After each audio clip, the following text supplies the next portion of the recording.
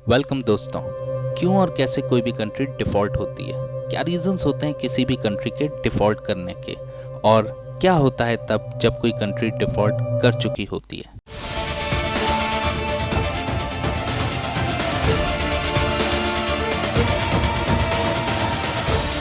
आपने सुना होगा डिफॉल्ट हो रहा है या दिवालिया हो रहा है या मेल्टडाउन हो रहा है, वो हो चुका हुआ है।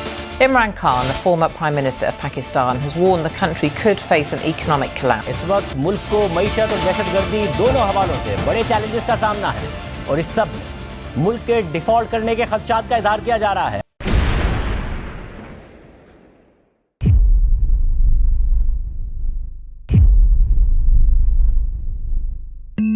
जब किसी कंट्री के आमदन से ज़्यादा अखराजात बढ़ जाएं तो वो कंट्रीज़ लोन लेती हैं।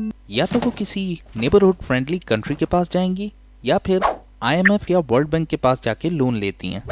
मान लीजिए कि आपने एक बैंक से कार फाइनेंस करवाई है। ऐसे में बैंक आपसे एक सिक्योरिटी मांगेगा और आपको उस कार की कस्टडी दे देगा। अब 6 मंथ तक आप उस पेमेंट प्लान को बराबर फॉलो करते रहे, बट 7 मंथ आते आते आपकी फाइनेंशियल कंडीशंस इतनी ख़राब हो गई कि आपने उसकी 80% पेमेंट दी और 20% से डिफ़ॉल्ट कर गए। इसे कहते हैं पार्शली डिफ़ॉल्ट करना। बट तब क्या होगा जब 8 मंथ में आप 100% डिफ़ॉल्ट कर जाएंगे, यानी टोटल बैंकरप्सी।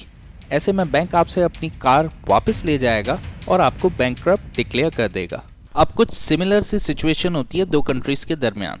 जब कोई कंट्री किसी दूसरी कंट्री से लोन लेती है तो उसे कहते हैं सोवरेन बॉन्ड। सोवरेन बॉन्ड और कुछ नहीं होता, सिर्फ एक पेपर एग्रीमेंट होता है दो कंट्रीज़ के दरमियान, जो इस बात को डिसाइड करता है कि ये लोन कितने टाइम पीरियड के लिए लिया गया है और इस पर कितना इंटरेस्ट चार्ज किया जाएगा। अब तक पूरी दुनिया में 50 से ज़्यादा कंट्रीज़ डिफ़ॉल्ट कर चुकी हैं। अभी हाल ही में हमने देखा कि श्रीलंका $51 बिलियन के साथ एशिया पैसिफिक रीजन की पहली कंट्री बन गया जो डिफ़ॉल्ट कर गई। क्या कॉन्सिक्वेंस हुए श्रीलंका में डिफ़ॉल्ट होने के बाद? अनएम्प्लॉयमेंट रेशो इतना ज़्यादा बढ़ गया था कि जो एम्प्लॉय शाम में घर गए थे वो दोबारा कभी ऑफिस नहीं जा सके।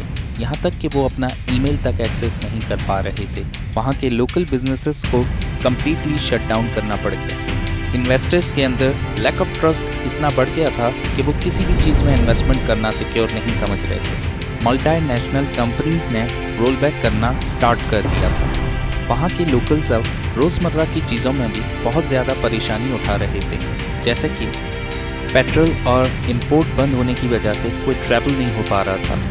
मेडिसिन, फूड, इलेक्ट्रिसिटी की भारी शॉर्टेज हो गई थी। डिफॉल्टेड कंट्रीज़ वॉर, एसेट्स के सीज हो जाने या फिर कम्प्लीटली इन्वेड होने के खतरे से भी वाबस्ता हो सकती है, जिसकी मिसाल हमें 1882 में ब्रिटेन और इजिप्ट के दरमियान मिलती है।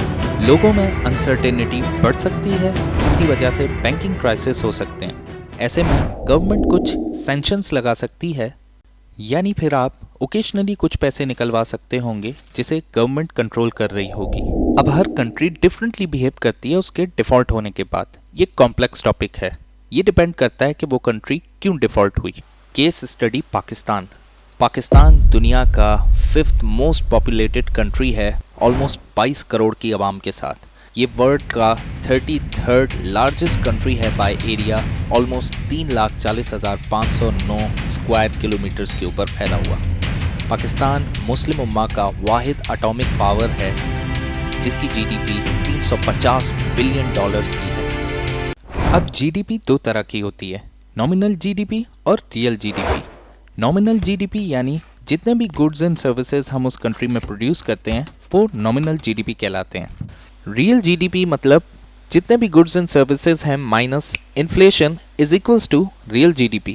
और पाकिस्तान के ऊपर जो टोटल कर्जा है वो 60 खरब रुपए है। अब यहाँ ये सवाल पैदा होता है कि कोई भी कंट्री किसी कंट्री को लोन क्यों देती है। 3 रीजंस बताता हूँ। सबसे पहले उसकी क्रेडिट हिस्ट्री देखी जाती है कि कहीं उसने पेमेंट रिफंड करने में कोई डिलेज तो नहीं किए। सेकेंड रीज़न इज उस कंट्री के सराउंडिंग में कोई वॉर तो नहीं चल रही, क्या उस कंट्री में पीस है। और तीसरा और सबसे ऑब्वियस रीज़न होता है रिटर्न ऑन इन्वेस्टमेंट। जब भी कोई कंट्री किसी दूसरे कंट्री को लोन देती है तो उस पर इंटरेस्ट और प्रॉफिट दोनों चार्ज करती है। अब बजाय इसके कि कोई भी कंट्री किसी दूसरी कंट्री को इंटरेस्ट और लोन पे करे, वो अनलिमिटेड करेंसी क्यों ना प्रिंट कर ले। ऐसा इसलिए नहीं होता कि हर कंट्री सिर्फ उतनी ही करेंसी प्रिंट कर सकती है कि जितने गोल्ड रिजर्व्स उसके पास हैं। बट क्या होगा अगर किसी कंट्री ने अनलिमिटेड करेंसी प्रिंट कर दी? तो यहाँ डिमांड एंड सप्लाई का रूल फॉलो होगा। इमेजिन करें कि एक स्टेडियम फुल हो चुका है, अब एक आखिरी टिकट बाकी है और उसे ख़रीदने के लिए बहुत सारे लोग लाइन लगा के खड़े हैं। तो वो टिकट उस आखिरी इंसान को बेचा जाएगा जो उसके सबसे ज़्यादा पैसे देगा। कुछ इसी तरह की कंडीशन होगी उस कंट्री के साथ भी कि रोज़मर्रा की आम चीज़ें ख़रीदने के लिए भी एक्सेस ऑफ मनी होने की वजह से वो उस आखिरी शख्स को दी जाएगी जो उसके सबसे ज़्यादा पैसे देगा। अब लोन लेना ही एक ऑप्शन बचता है, तो क्यों ना ये लोन किसी लोकल बिजनेसमैन से ले लिया जाए। इन दी एंड उस लोकल बिजनेसमैन के लिए अपने बिजनेस को एक्सपेंड करना बहुत ज़्यादा मुश्किल हो जाएगा। ऑल्सो गवर्नमेंट को उस लोकल बिजनेसमैन को बहुत ज़्यादा रिलैक्सेशंस देनी पड़ेंगी, जिसकी वजह से टैक्स कलेक्शन रिड्यूस हो जाएगी। अगर आप पाकिस्तान का कोई भी नोट उठा के देखें तो उसके ऊपर एक प्रॉमिस मेंशन होता है जिसमें गवर्नमेंट ऑफ पाकिस्तान रिस्पॉन्सिबल होती है सेम अमाउंट ऑफ गोल्ड देने की अगेंस्ट दैट करेंसी। अब ये promise with in a country तो काम करता है, बट तब क्या होता है जब आप अदर कंट्री के साथ ट्रेड करते हैं, वो आपकी लोकल करेंसी में ट्रेड नहीं करती। ऐसे में गोल्ड रिजर्व्स को मुतारिफ कराया गया। आफ्टर वर्ल्ड वॉर 2 जब अमेरिका ने पूरी दुनिया को गोल्ड के अगेंस्ट वेपन सप्लाई किए तो अमेरिका ने पूरी दुनिया का 80% ऑफ गोल्ड सिक्योर कर लिया था अपने पास।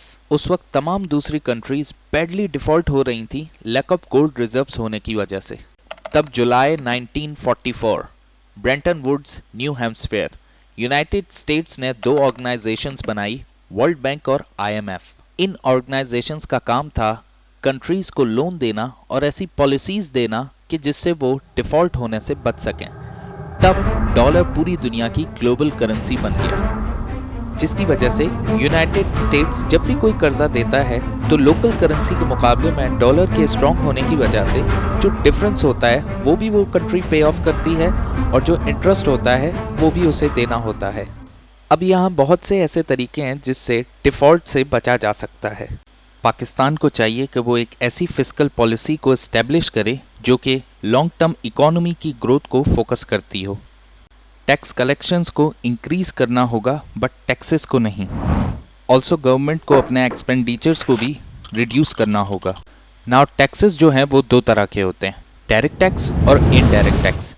डायरेक्ट टैक्स जो कि आपकी सैलरी पे और आपकी इनकम पे लगाया जाता है। इनडायरेक्ट टैक्स यानी जो गुड्स एंड सर्विसेज हम यूज़ करते हैं उस पर टैक्स लगा देना। पाकिस्तान के केस में अगर इनडायरेक्ट टैक्स बढ़ा दिया गया तो पाकिस्तान के लिए वो सुसाइड होगी, यानी हर सिमत महंगाई हो जाएगी और हर चीज़ आपकी कुव्वत ख़रीद से बालातर हो जाएगी। इंक्रीज़ ऑफ फॉरेन इन्वेस्टमेंट्स करना होगा। ऑल्सो इन्वेस्टर्स के लिए ऐसी फेवरेबल कंडीशंस पैदा करनी होंगी जो उन्हें अट्रैक्ट कर सकें।